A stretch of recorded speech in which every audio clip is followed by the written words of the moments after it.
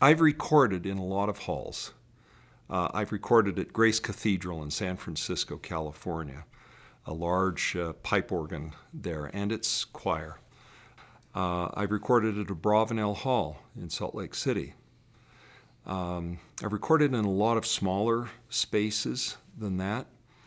And I've done a lot of careful listening, standing next to the conductor or within 10 feet of the conductor in several locations, including the Mormon Tabernacle and the Musikverein in Vienna and the Vienna State Opera House, and also in the Concertgebouw in Amsterdam.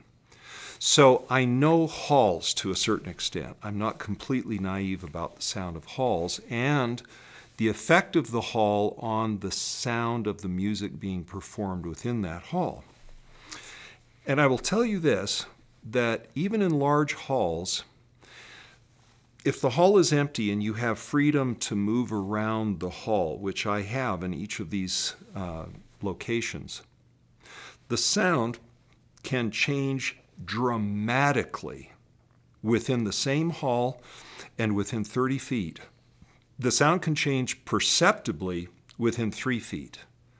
Even if you're back in about right around the 12th to the 14th row back in the Mormon Tabernacle from a 350 voice choir, you'd think that is exciting, so much air, and a 75 piece orchestra and one of the world's largest pipe organs playing together. You'd think it would saturate that room with sound. In fact, if you're a careful listener, you move 3 feet and you can hear a slight difference. And you will, if you're caring about this, prefer one over the other.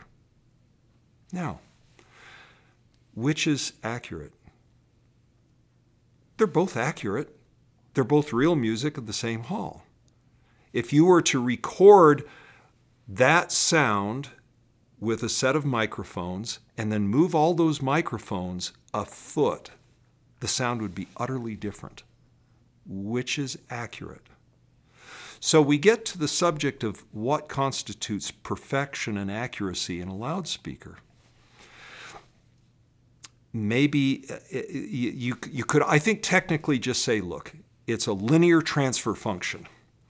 Whatever the input is, it reproduces it exactly.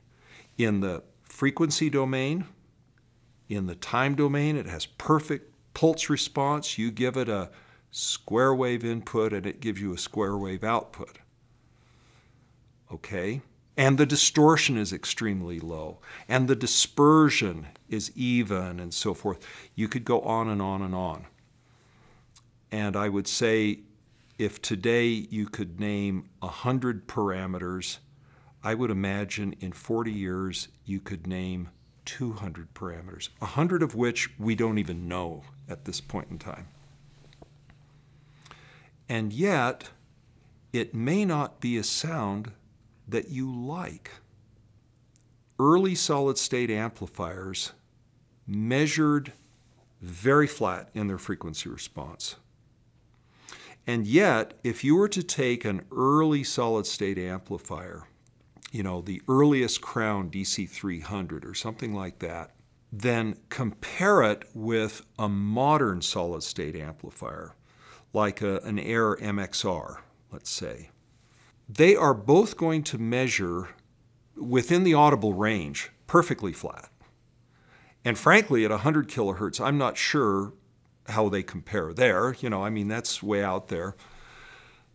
But the fact is they don't sound the same.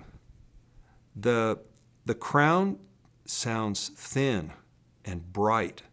You would almost expect it to have a rising high frequency response, but that's not the way it measures. Its frequency response is flat, whereas the MXR is sweet. And it's very, very linear, but it's sweet sounding. It doesn't sound like there's any high frequency peak at all. In fact, you might say, it may actually be a little rolled off above 20 kilohertz. It's not. It's not.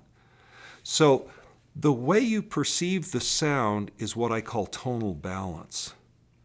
So it's not the same as frequency response. I think that what we have now, we have a group, a community, a guild of various designers in various parts of the world who take their art, their science, their craft very, very seriously. And they work diligently to produce products which represent their aesthetics or their technical capabilities, and yet they all sound different.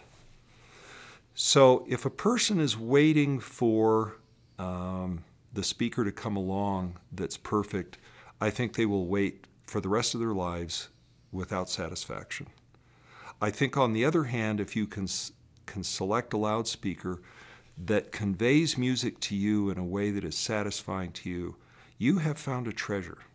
And if it is really satisfying to you, you should buy it, embrace it, and celebrate it and enjoy it, for as long as you can.